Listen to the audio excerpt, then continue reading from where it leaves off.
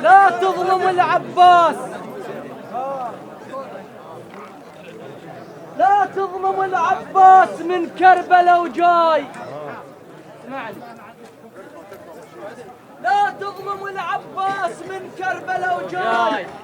روح انشد بصفين شمسه وعلى الماي. دعوة أحمد السماوي ومن ثمه ننتقل وإياكم إلى إبداع الشاعر والموال خادم الإمام الحسين حيدر علال. حيوه بذكر محمد وآل محمد. اللهم صل على محمد وآل محمد. يا حسين الليل أم الخدر زينة لك فدوة. الليل أم الخدر زينب ويا حسين ويا هيروف أنا بحالي يا هيروف زينب تقول يا هيروف أنا بحالي ويا حسين يا حاد الضعن خليني يا حاد الضعن خليني ويا حسين يا معباس وردة بكبرزي قول وين الحسين أعوف الدار ريدا ويل الحسين ضلع ما ضاع صالي أنا بتقول ضلع ما ضاع ضلع ما ضاع سالم ويل الحسين مخيم يوم عاشر مخيم يوم عاشر يوم عاشر ويل الحسين اركض الحفا يهمسكنا ورقيم يا نبي الا الليل عاشر يا حسين الليل عاشره مرة واخوتها باكر مجبدين على عارك والحسين يا ماسة وفاضي والسولف وياه إلا الليل عاشرة يا حسين باكر هم ظهرك ينحن والضلع يتهشى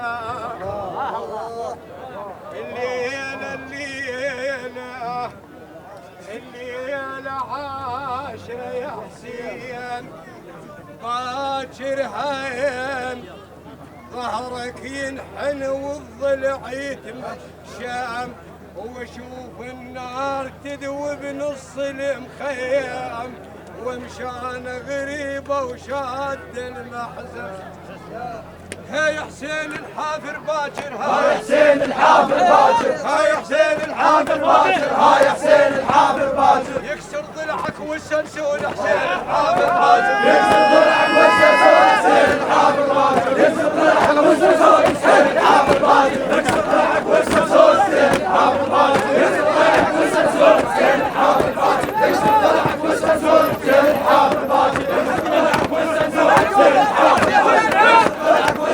حسين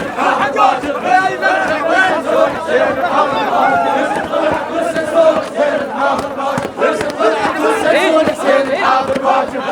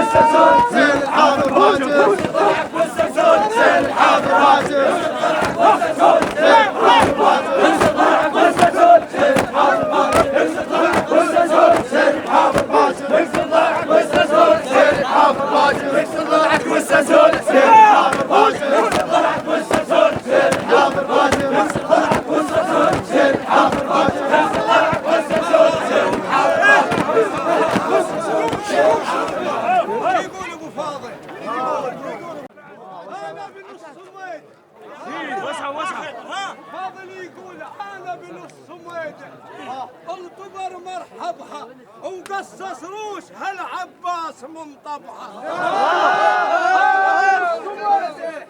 انا بن الصميده انطبر مرحبها وقصص روش هالعباس من طبعها. زلازل صيحة العباس لما انصال زلم الواج فقعدت على ركبها.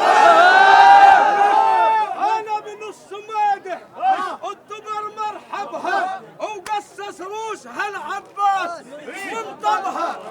زلازل صيحة العباس لما انصال زلم الواج فقعدت على ركبها. يدور قامهم وين الطويل شناب من يرفع السيف تمدد رقبها. يدور قامهم وين الطويل شناب من يرفع السيف تمدد رقبها. يقول احط نروس بالجربة عبرت الماي. احط نروس بالجربة عبرت الماي. احط نروس بالجربة عبرت الماي. احط نروس بالجربة عبرت الماي. انا ابن الخلع بالحرب خيبر. هيدور والفرس هيدور والفرس هيدور والفرس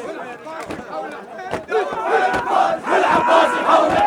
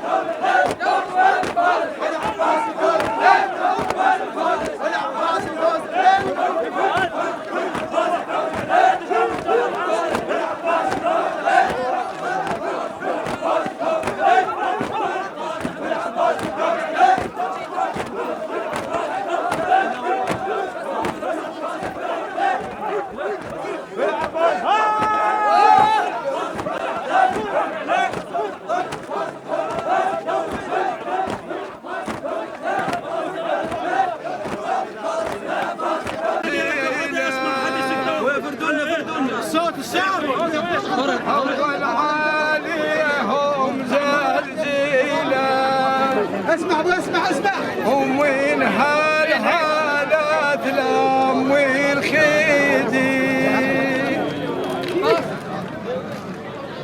حول عليهم زلزيلة ومن هالحالات لام والخيدي عباس يا ضين وتعالي للمعركة وش تنتظر